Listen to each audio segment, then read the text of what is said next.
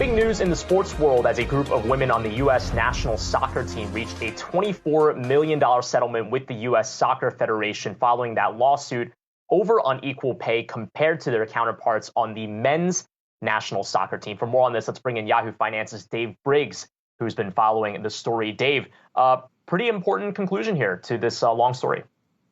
This is a monumental day, quite frankly, Brian, for women's sports around the country, not just in the United States. This dates back to really like a Billie Jean King type of transformation of all women's sports around the country. Now, this settlement really just applies to the U.S. women's national team and the U.S. Soccer Federation, not other teams around the world, but it brings about important change, $24 million in terms of back pay, but more than that, an illicit admission that they had been underpaying women for years and years. Now, quite frankly, Brian, I'm not a huge fan of, now don't jump on me for being sexist, of equal pay for men and women in any sports. I'm a fan of getting paid what you are worth. And quite frankly, the U.S. women's national team, in my estimation, in the Wall Street Journal's estimation, and just about any calculation you use, is worth more money. They should be paid more money than the men. They are better. They are more successful. They sell more tickets. They draw better ratings.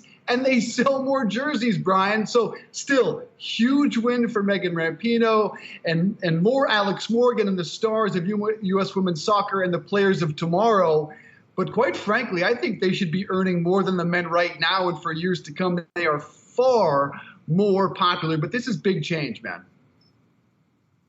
Dave, you got me like ready to jump in when you talked about equal pay. But yes, to your point, women's soccer is huge in the U.S. How much of this do you think this settlement in this acknowledgement trickles into other sports, like women's basketball, for example? I don't think at all. And that's why, Akiko, I'm not sorry again. Equal pay for men and women. How can WNBA players anywhere near what you pay NBA players, considering, again, revenue generation, ticket sales, TV contracts, jersey sales, which is exponentially higher for the men.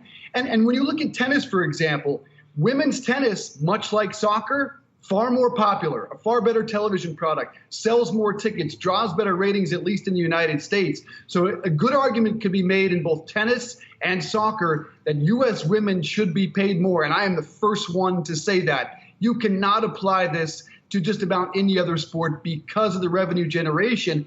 And when you look at the biggest body in soccer, that's FIFA and the World Cup, this should not apply to that, because the last World Cup generated $6 billion in revenue on the men's side, $131 million on the women's side.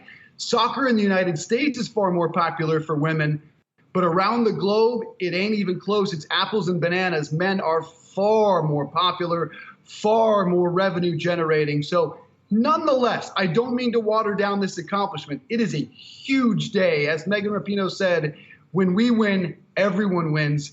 It's a monumental step forward. Dave, I want to kind of ask the question about going forward, what this settlement means, because it was, I believe, 5 stars that were part of the actual lawsuit itself. But then you had the U.S. Soccer Federation announcing this morning that there was going to be a new collective bargaining agreement so that the future generations of women's stars on the team as well will hopefully benefit from this. Do we know the terms of that and kind of by percentage how much more they should expect to be paid compared to historical payout? We don't, because that collective bargaining agreement is not done.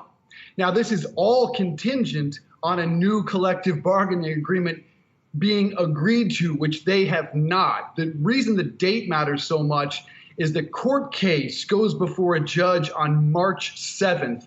They extended the current collective bargaining agreement to March 31st. They have until then to come up with a new deal that will be, in all cases, equal for both men and women. And it's not just pay, Brian.